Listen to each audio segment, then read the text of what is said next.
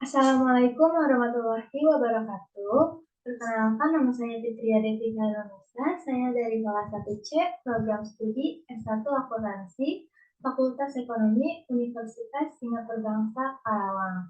Di sini saya akan mengerjakan tugas proyek UAS dari mata kuliah Pengantar Literasi Digital yang diampu oleh Bapak Ade Andri Hendriadi.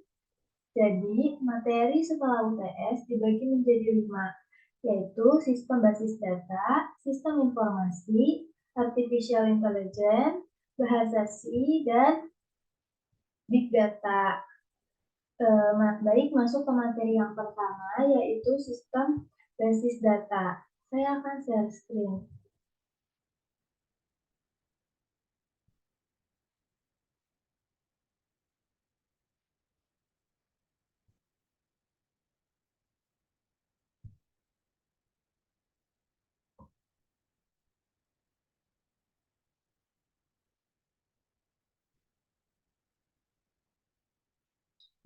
Baik, materi yang pertama yaitu sistem basis data yang biasa digunakan akuntan.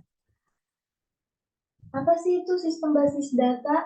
Jadi, sistem basis data adalah suatu sistem yang terdiri dari kumpulan file yang saling berhubungan dan memungkinkan dilakukan pengelolaan terhadap data tersebut, sehingga dapat menyediakan informasi yang dibutuhkan oleh pengguna.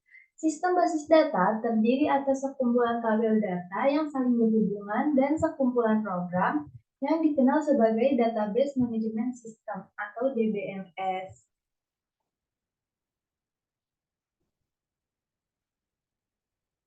Selanjutnya ada manfaat sistem basis data.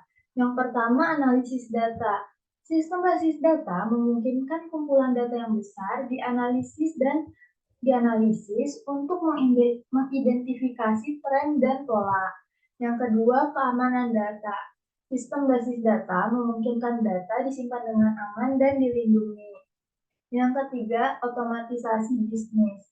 Sistem basis data memungkinkan otomatisasi proses bisnis seperti transaksi dan fakturasi.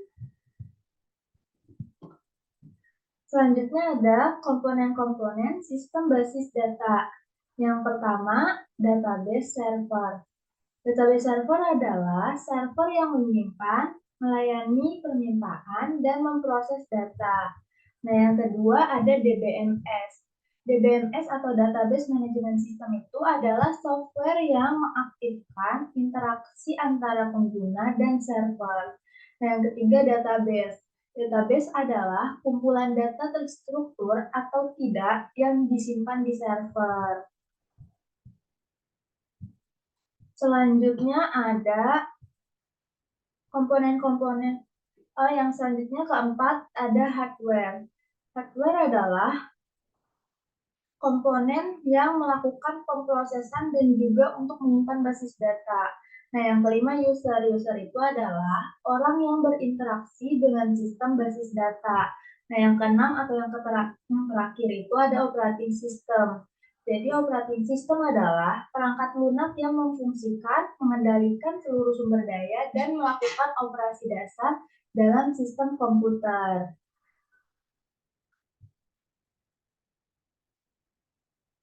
Selanjutnya adalah kelebihan dan kekurangan sistem basis data. Yang pertama ada kelebihannya terlebih dahulu. Kelebihannya yang pertama yaitu terkontrolnya kerangkapan data. Yang kedua, keamanan data terjamin. Yang ketiga, terpeliharanya integritas data. Yang keempat, data dapat dipakai secara bersamaan atau multiple user. Nah, sekarang lebih kekurangannya. Kekurangannya itu yang pertama, storage yang digunakan besar. Yang kedua, dibutuhkan tenaga yang terampil dalam mengelola data. Yang ketiga, perangkat lunak yang mahal. Jadi itu adalah kelebihan dan kekurangannya. Selanjutnya ada contoh basis data yang sering digunakan akuntan. Jadi kita lihat apa saja. Nah, ada MySQL. MySQL itu adalah salah satu jenis database management system atau DBMS yang sering digunakan sebagai sistem basis data. MySQL adalah DBMS open source yang dapat digunakan untuk mengelola data dalam berbagai aplikasi, termasuk aplikasi akuntansi. Nah, fungsi MySQL sendiri adalah untuk membuat dan mengelola database pada sisi server yang memuat berbagai informasi dengan menggunakan bahasa SQL. Fungsi lain yang dimiliki adalah memudahkan pengguna dalam mengakses data berisi informasi dalam bentuk string atau teks yang dapat diakses secara personal maupun publik dalam web. Nah, selanjutnya kelebihannya. Kelebihan dari MySQL ini ada banyak ya. Yang pertama, bersifat open source. Nah, yang kedua, mendukung penggunaan multiple user. Yang ketiga, sajian tipe data yang bervariatif. Yang keempat, struktur tabel cenderung fleksibel.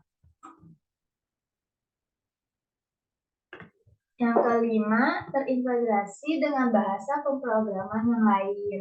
Yang keenam, perangkat lunak portable. Yang ketujuh, sistem keamanan yang telah terjamin. Yang kedelapan, tidak membutuhkan kapasitas RAM yang besar. Nah, jadi itu adalah kelebihan-kelebihan dari MySQL.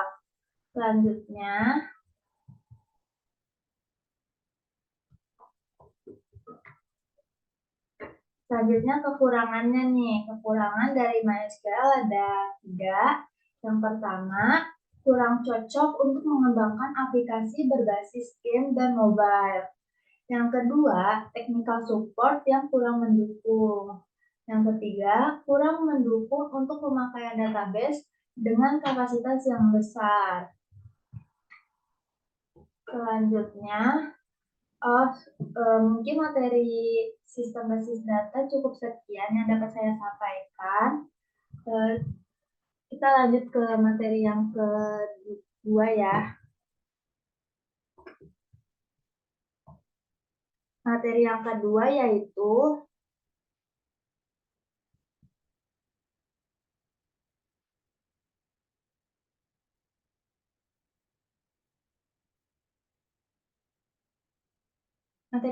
yaitu sistem informasi akuntansi.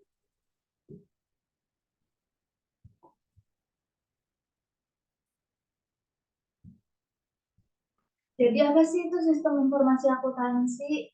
Jadi sistem informasi akuntansi atau SIA adalah sistem yang dirancang untuk mengumpulkan, memproses, dan menyajikan informasi akuntansi sehingga akuntan dan manajer dapat menggunakan informasi tersebut dalam pengambilan keputusan.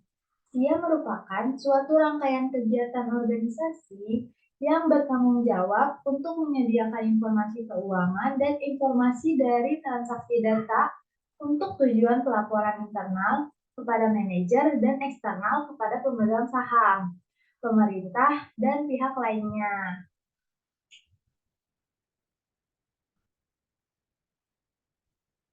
Fungsi sistem informasi akuntansi ada banyak.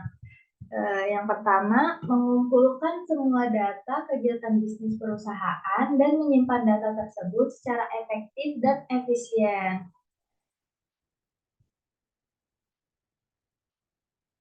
Yang kedua, mengambil data yang diperlukan dari berbagai sumber dokumen yang berkaitan dengan aktivitas bisnis.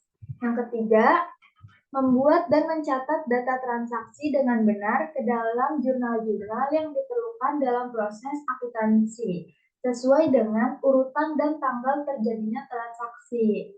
Yang ketiga, mengubah sekumpulan data menjadi informasi keuangan yang dibutuhkan perusahaan. Sebagai suatu sistem pengendali. Yang kelima, sebagai suatu sistem pengendali keuangan agar tidak terjadi suatu kecurangan. Jadi itu beberapa fungsi dari SIA atau Sistem Informasi Akuntansi. Nah, kriteria yang harus dimiliki Sistem Informasi Akuntansi itu ada yang pertama keamanan. Akses ke sistem dan datanya dikontrol dan dibatasi hanya untuk yang berwenang. Yang kedua, kerahasiaan. Perlindungan informasi sensitif dari pengungkapan yang tidak sah. Yang ketiga, privasi, yaitu pengumpulan, penggunaan, dan pengungkapan informasi pribadi tentang pelanggan dilakukan dengan cara yang tepat. Nah, yang keempat, integritas pemrosesan. Pemrosesan data yang akurat, lengkap, dan tepat. Waktu dilakukan dengan otoritas yang tepat. Nah, yang terakhir, ketersediaan. Sistem tersedia untuk memenuhi kewajiban operasional dan kontrak. Nah, selanjutnya ada komponen-komponen sistem informasi akuntansi.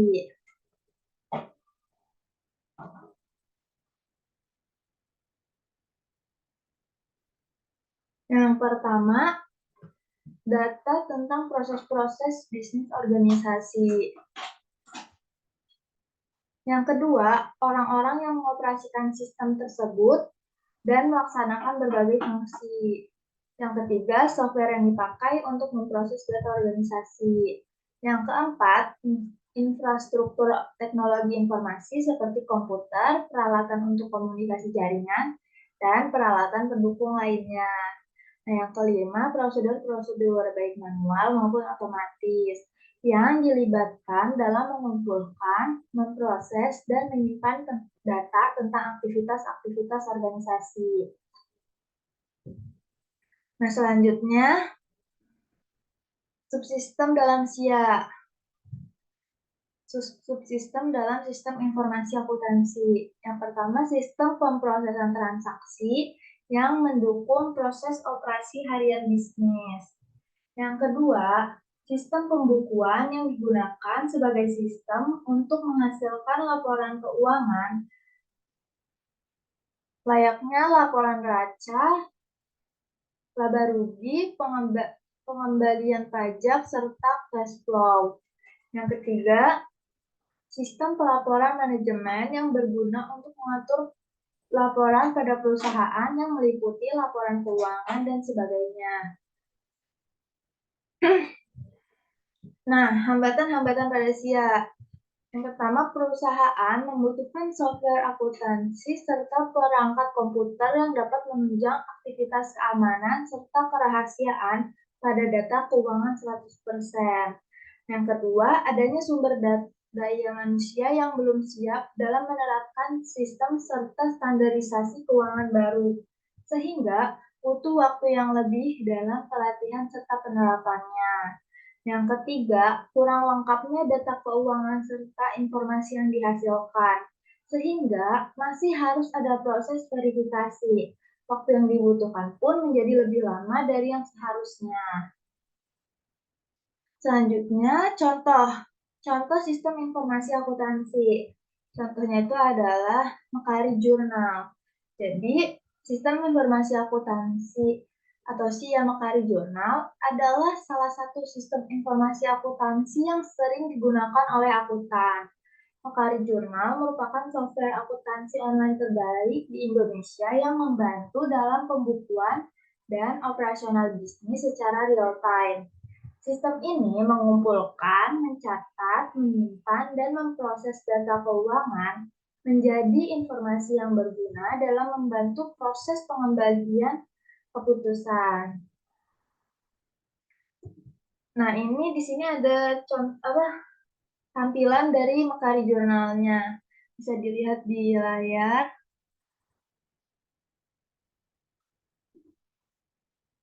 Mungkin sekian materi mengenai sistem informasi akuntansi. Kita lanjut ke materi yang ketiga, yaitu artificial intelligence.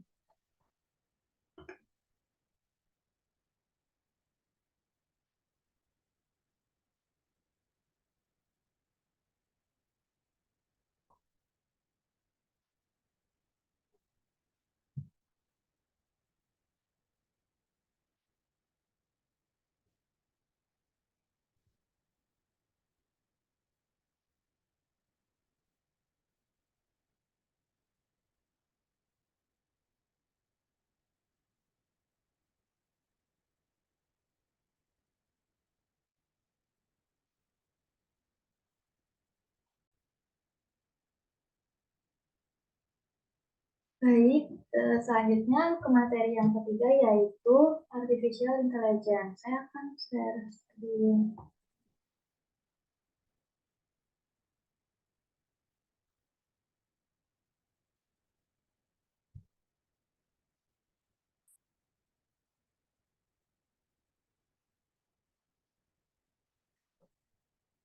Baik, materi yang ketiga itu artificial intelligence.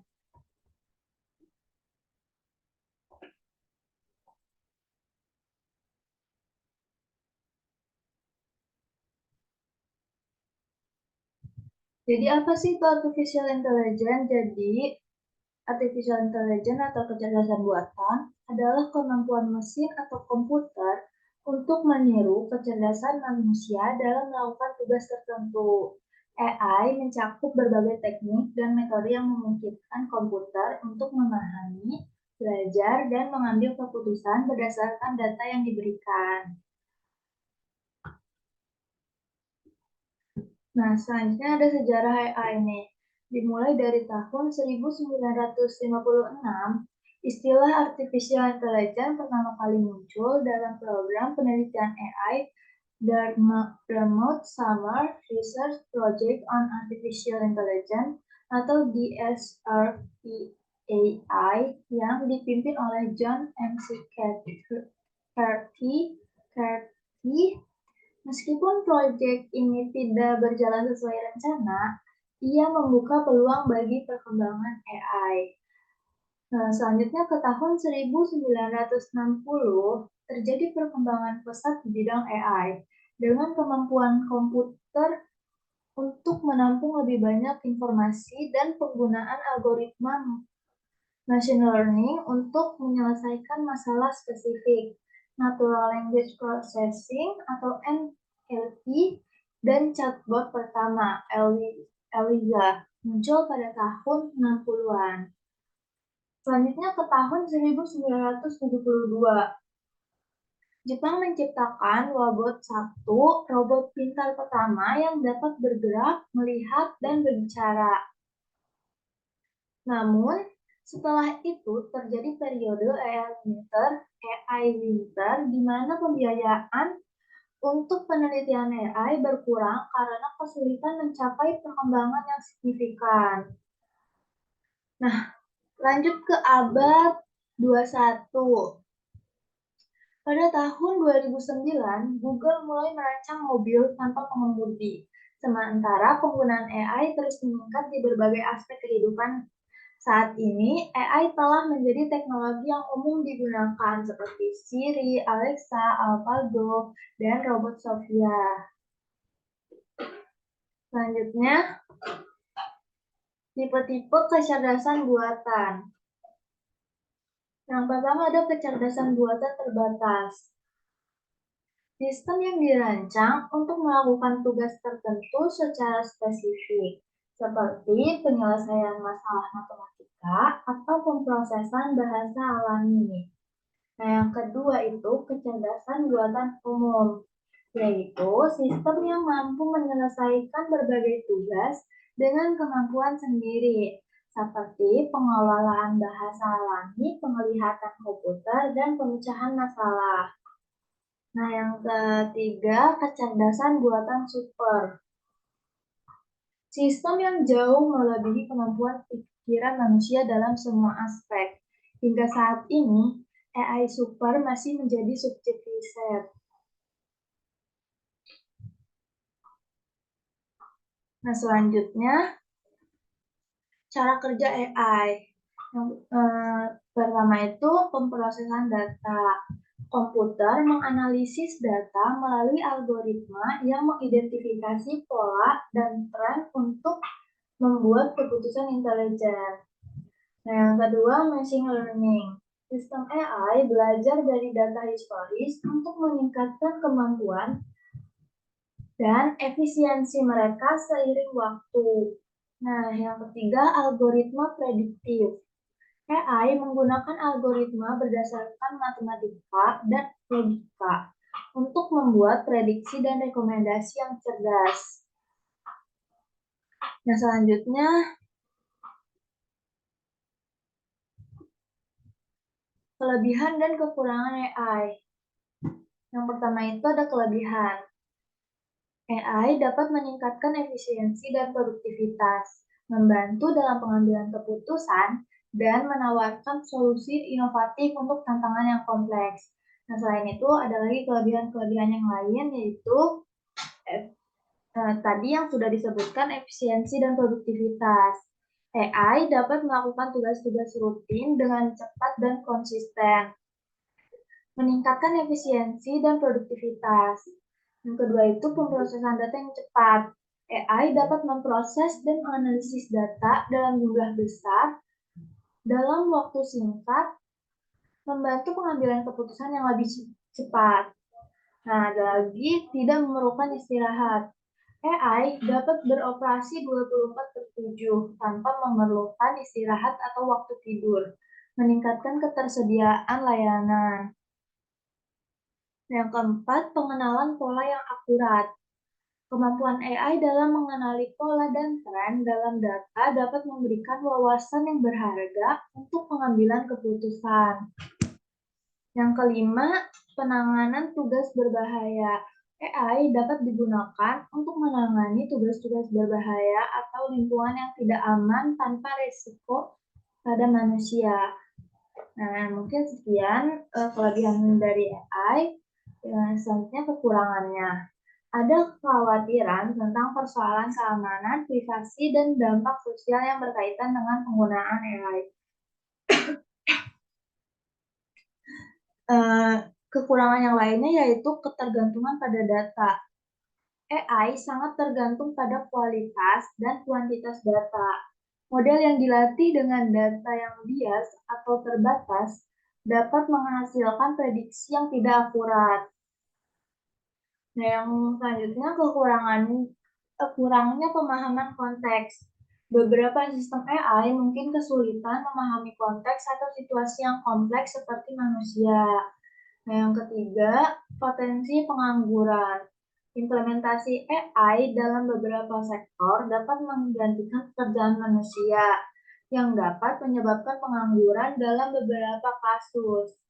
Yang keempat itu seperti yang sudah disebutkan tadi, yaitu keamanan dan privasi.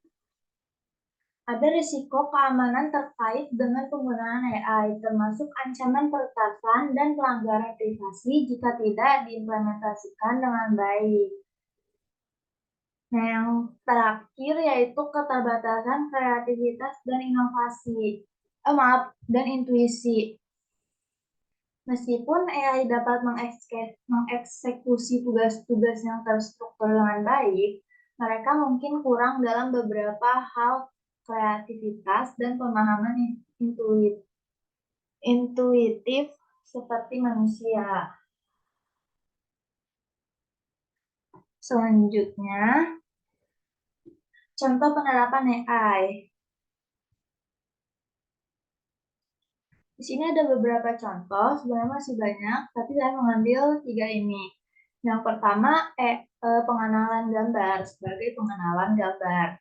AI dapat mengenali objek dan pola pada gambar. Digunakan dalam teknologi seperti deteksi wajah dan identifikasi objek. Nah, yang kedua, chatbot.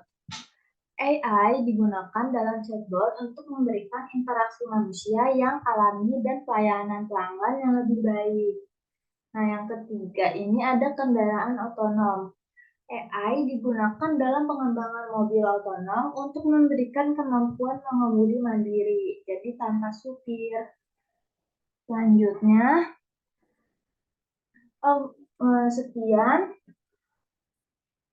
sekian materi dari artificial intelligence.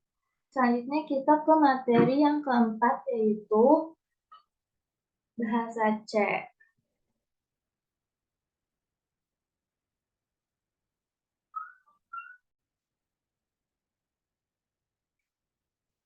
Baik, kita masuk ke materi yang keempat, yaitu bahasa C, bahasa C.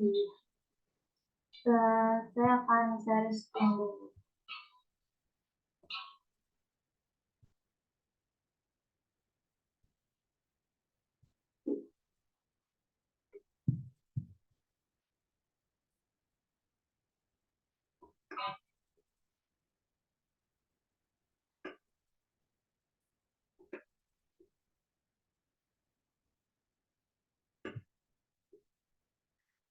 Baik, programming bahasa C.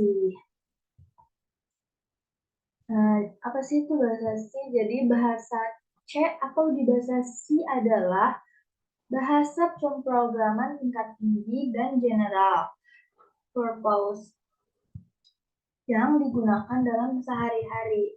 Maksud dari general purpose adalah bisa digunakan untuk membuat program apa saja.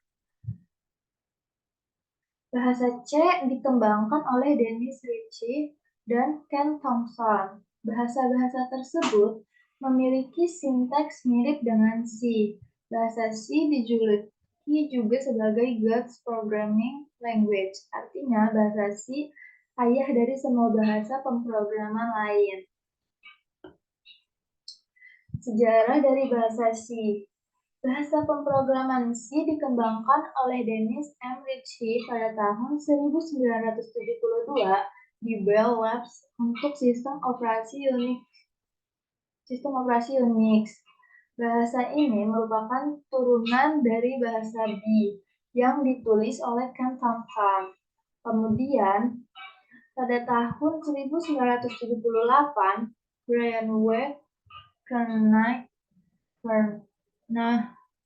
Kernighan dan Dennis M. Ritchie mengembangkan bahasa B menjadi bahasa C. Di dalam buku The C Programming Language yang ditulis oleh Dennis Ritchie dan Brian Kernighan yang diterbitkan pada tahun 1978 menjadi referensi utama dalam mempelajari bahasa C. Versi bahasa C yang ditampilkan dalam buku ini kemudian dikenal dalam kalangan pemrogram sebagai C. Seiring berjalannya waktu, bahasa C menjadi sangat populer dan menjadi dasar bagi bahasa pemrograman lain seperti C++ dan C Pagar. Bahasa C juga masih banyak digunakan hingga saat ini untuk berbagai aplikasi, termasuk pengembangan sistem operasi perangkat lunak, microcontroller, dan game.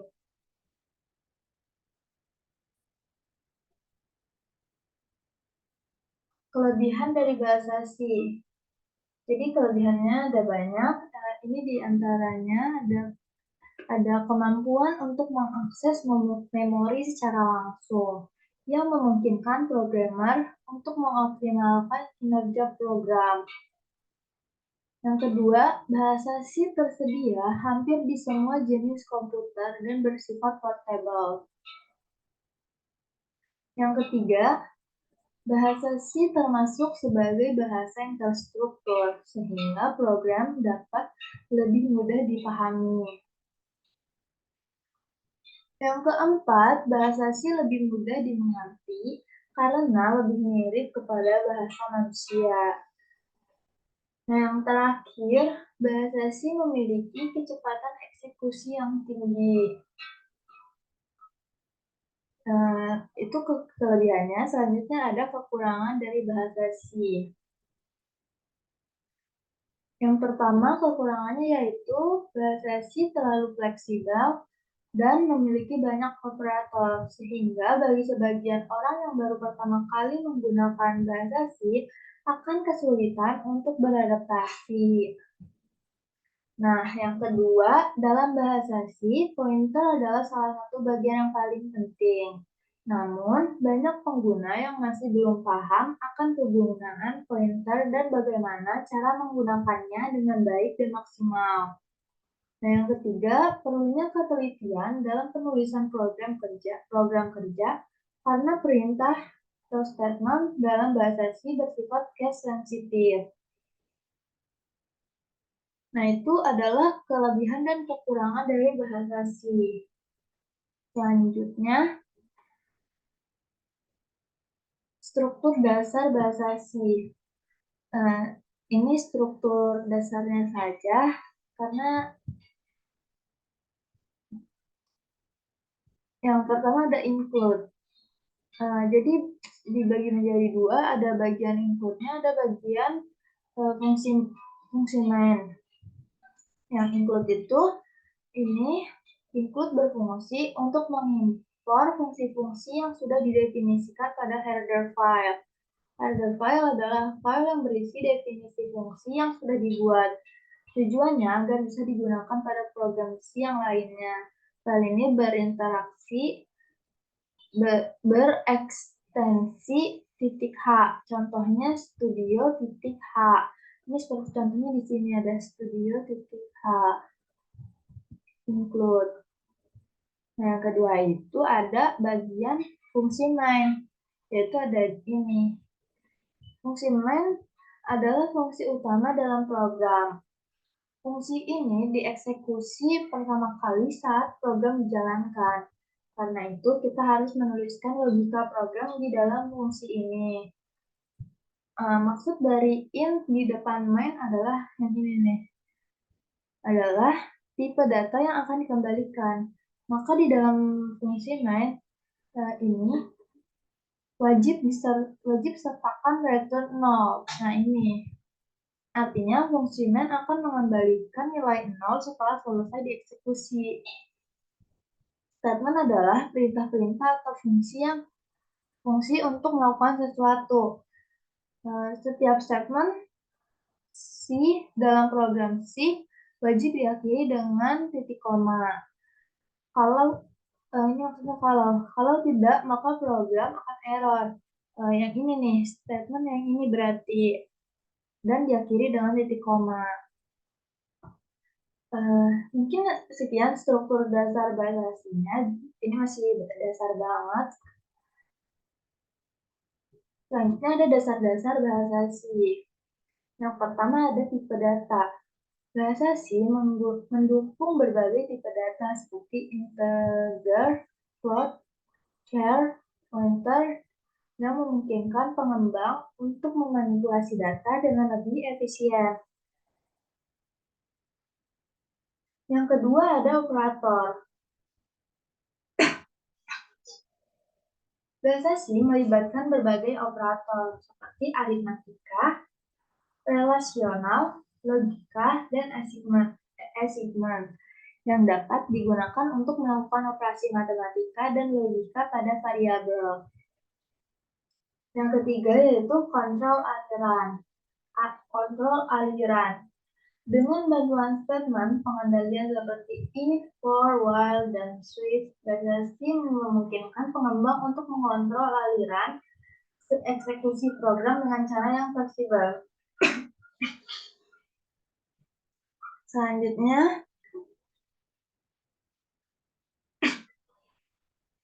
penggunaan variabel dan tipe data dalam bahasa C. Yang pertama variabel. Dalam bahasa C, variabel digunakan untuk menyimpan nilai yang akan digunakan dalam program. Setiap variabel harus diberi tipe data yang sesuai sebelum penggunaannya. Nah, yang kedua ada tipe data. Bahasa C memiliki berbagai tipe data seperti int, float, char, dan double yang dapat digunakan untuk menyimpan nilai-nilai dengan format yang berbeda. Nah, yang ketiga penggunaan tipe data. Nah, ini memilih tipe data yang tepat sangat penting agar program dapat bekerja dengan efisien dan menghindari kesalahan penguatan dan penggunaan memori yang tidak semestinya. Selanjutnya, mungkin sekian materi mengenai bahasa C. Selanjutnya kita akan ke materi yang selanjutnya yaitu mengenai big data.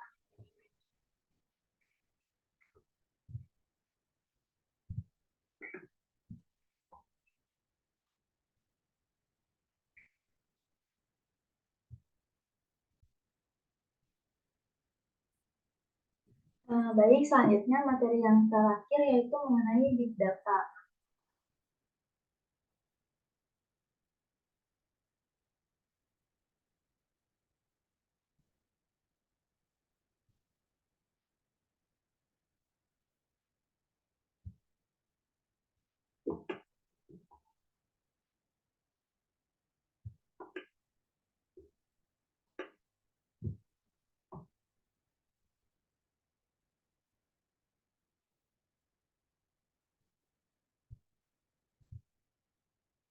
Baik, selanjutnya, apa sih itu big data?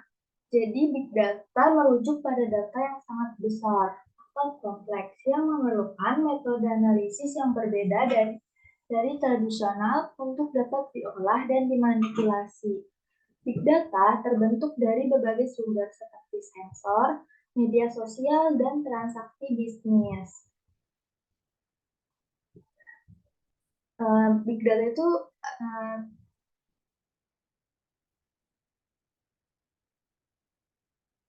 ada 3 karakteristik utama dari big data, yaitu 3 V, yaitu variety, velocity, dan volume. Variety menunjuk keragaman jenis data. Big data dapat mencakup data terstruktur, database tradisional, data semi struktur, format data seperti XML dan JSON, dan data tidak terstruktur, misalnya teks, gambar, atau video.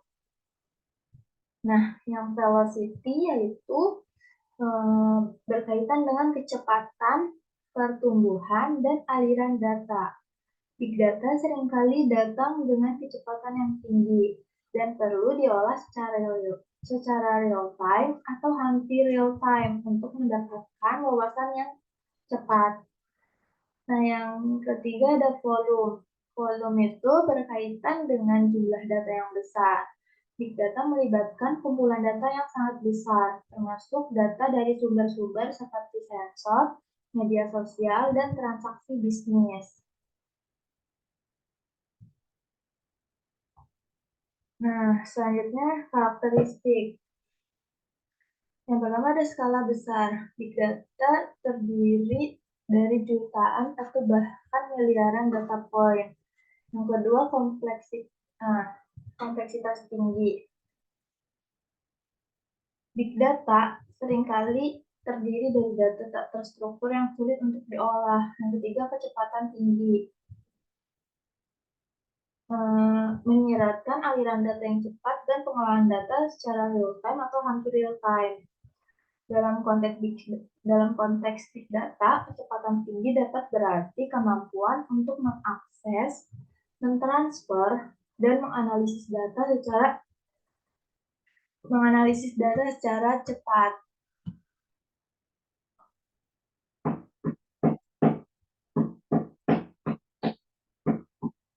Selanjutnya yaitu komponen-komponen big data. Yang pertama, machine learning atau ML merupakan teknik di dalam big data yang memungkinkan komputer untuk belajar dari data tanpa program yang jelas.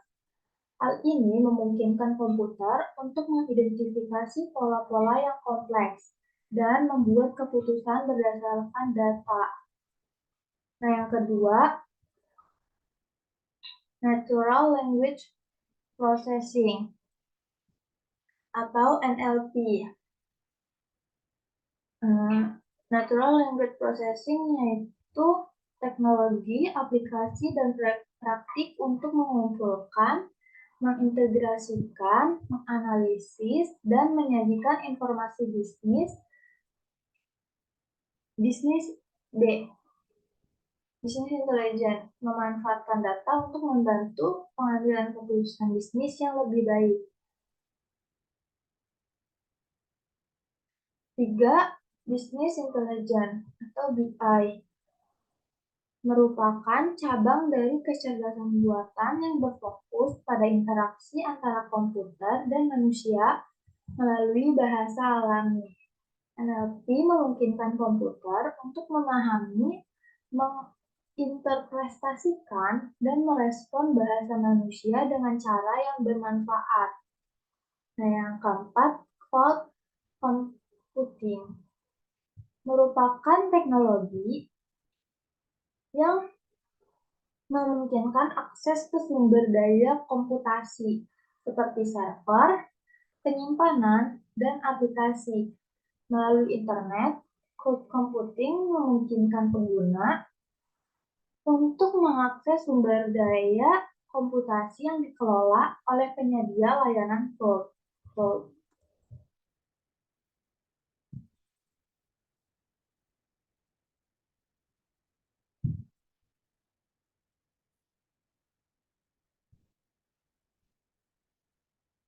Nah, yang selanjutnya tahap analisis big data.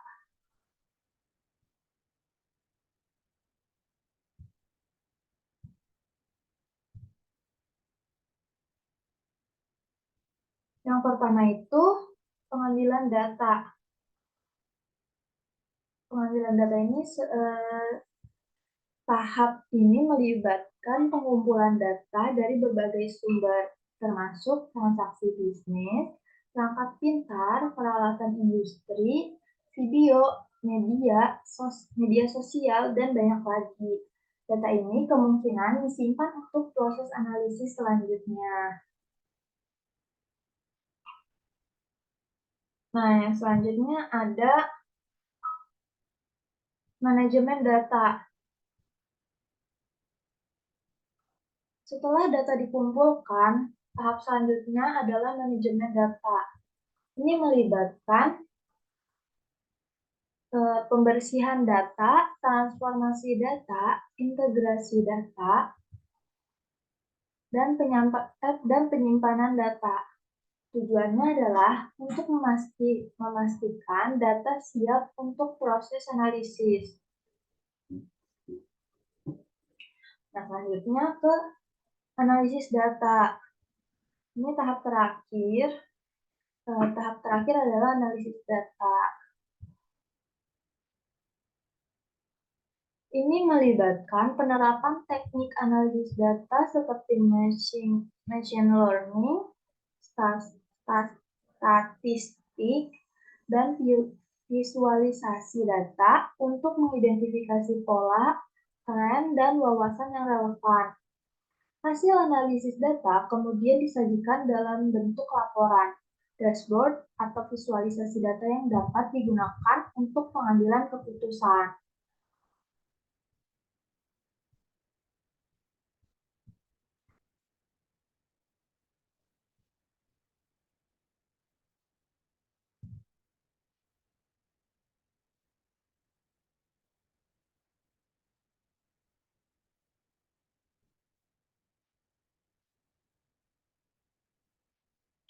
Nah, yang selanjutnya itu ada pemanfaatan big data. Yang pertama, meningkatkan keputusan bisnis. Big data dapat membantu perusahaan membuat keputusan yang lebih baik berdasarkan analisis data yang mendalam. Yang kedua, mengoptimalisasi pengalaman pelanggan. Dengan menganalisis data pelanggan, perusahaan dapat memberikan pengalaman yang lebih personal dan relevan. Yang ketiga, mendukung inovasi produk.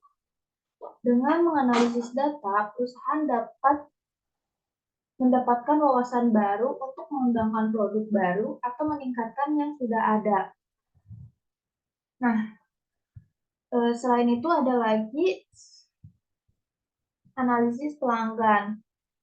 Perusahaan dapat menganalisis data pelanggan untuk memahami preferensi perilaku belanja dan menciptakan pengalaman yang lebih personal. Nah, selanjutnya optimasi operasional.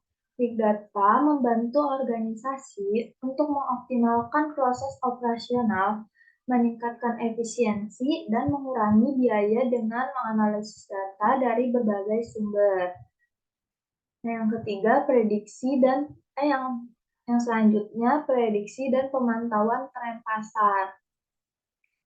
Analisis big data memungkinkan perusahaan untuk memprediksi tren pasar, mengidentifikasi peluang bisnis baru, dan merespon perubahan pasar dengan cepat. Nah, yang keempat, peningkatan keamanan. Dalam konteks keamanan, big data digunakan untuk mendeteksi pola aneh atau ancaman keamanan dan melindungi sistem dari serangan siber. Yang kelima, yang selanjutnya, pelayanan kesehatan yang lebih baik.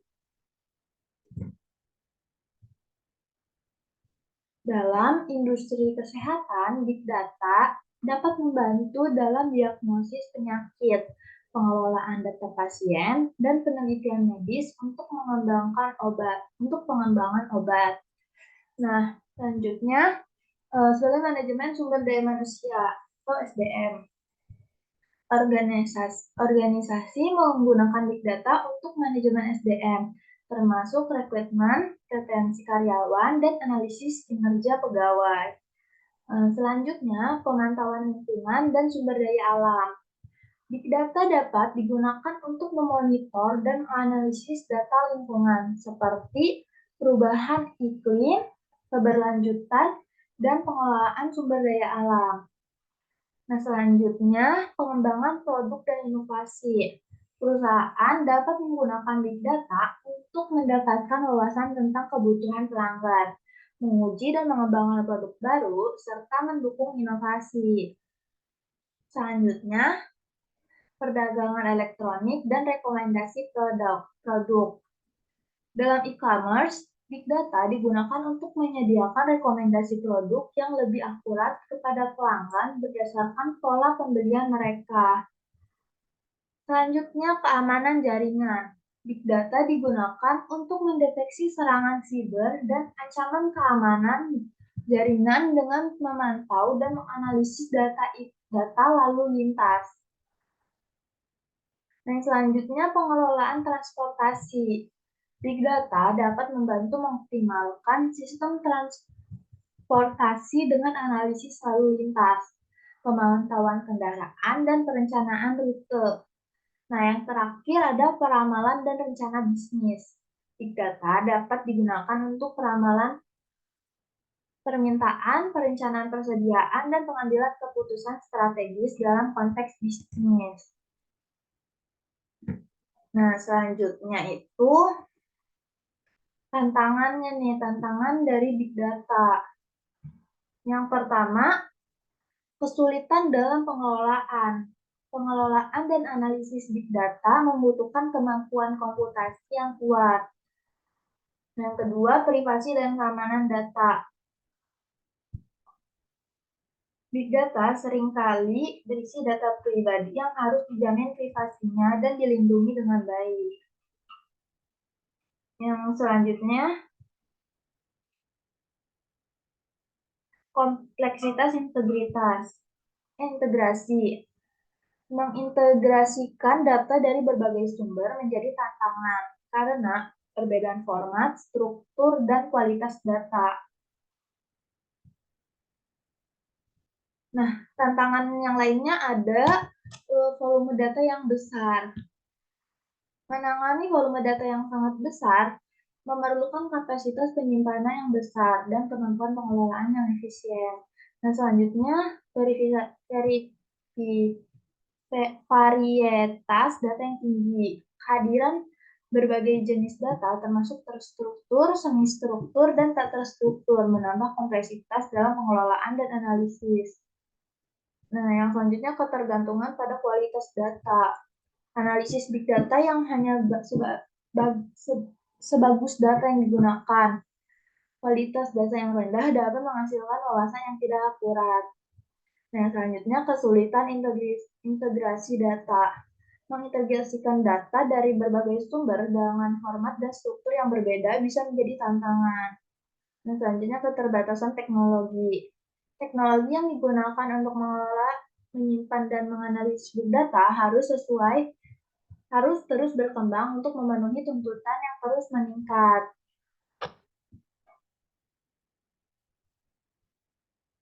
Nah, selanjutnya ada keamanan data. Keamanan data menjadi tantangan, terutama ketika menangani data yang sensitif. Risiko kebocoran data atau serangan siber dapat merugikan. Yang selanjutnya, keterbatasan keterampilan dan sumber daya manusia. Kurangnya keterampilan dan sumber daya manusia yang terlatih dalam analisis big data dapat menjadi kendala. Yang selanjutnya, etika dalam penggunaan data. Pertimbangan etika terutama dalam konteks penggunaan data konsumen menjadi semakin penting dan kompleks. Yang selanjutnya, kompleksitas pemilihan dan implementasi algoritma. Pemilihan dan implementasi algoritma analisis yang sesuai untuk tujuan tertentu dapat menjadi kompleks, terutama dengan evolusi cepat teknologi analisis data. Nah, yang terakhir, tantangan hukum dan kepemilikan data. Masalah hukum terkait kepemilikan data, hak cipta, dan privasi menjadi lebih kompleks dengan peningkatan penggunaan big data. Nah, itu tantangan dari big data. Beberapa tantangan dari big data. Nah, selanjutnya, sekian penjelasan saya mengenai big data. Karena ini materi yang terakhir, mungkin sekian penyampaian materi yang dapat saya sampaikan.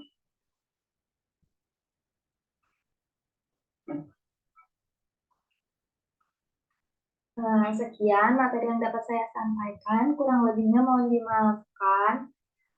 Saya sadar saya banyak kekurangannya. Mohon dimaafkan bila banyak kesalahan penyebutan kata. Dan mungkin sekian ya. Terima kasih. Wassalamualaikum warahmatullahi wabarakatuh.